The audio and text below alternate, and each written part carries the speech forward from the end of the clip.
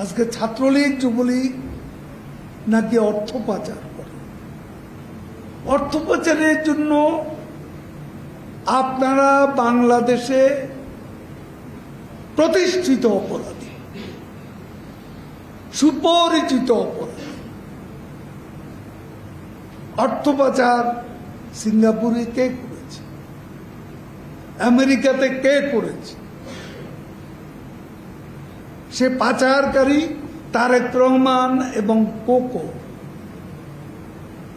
এই দুজনের যে পাচার করা অর্থ, সেটা তো একটা অংশ সিঙ্গাপুর থেকে উদ্ধার করা হয়েছে, মনে আছে?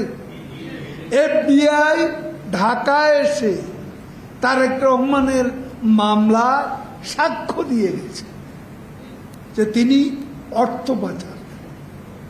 এখন নিজেরা যে অপরাধে অপরাধী, সেই অপরাধের দায় ছাত্রলীগ যুবলীগের উপর অবলীলায় চাপাতে যাওয়া, এটা যে কত বড় মিথ্যাচার আর অপপ্রচার এরা করতে পারে।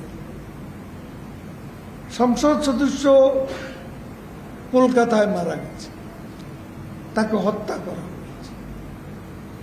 ইনভেস্টিগেশন কমপ্লিট হওয়ার আগে আমরা তো বলতে পারছি।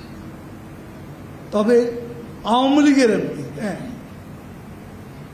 সে কি ছিল সেটা বড় কথা।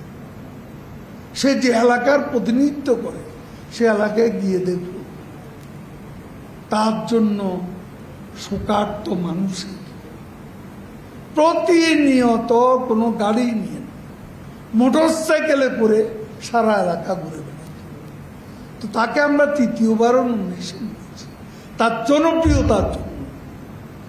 এখন সে ভেতরে কোনো অপকর্ম করে কিনা এইসব যখনই প্রমাণিত হয়, প্রধানমন্ত্রী কিন্তু জিরো টলারেন্স।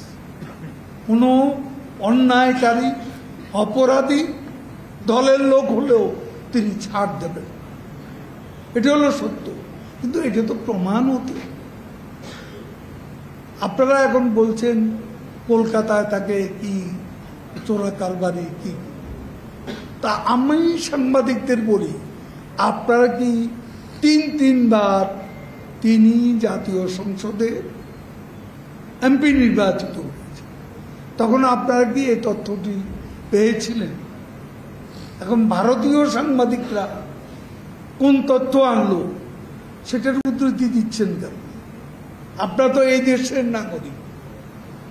সে যদি অপরাধী হয়, সে অপরাধটা আপনাদের অনুসন্ধানী প্রতিবেদনে কেন এলো না?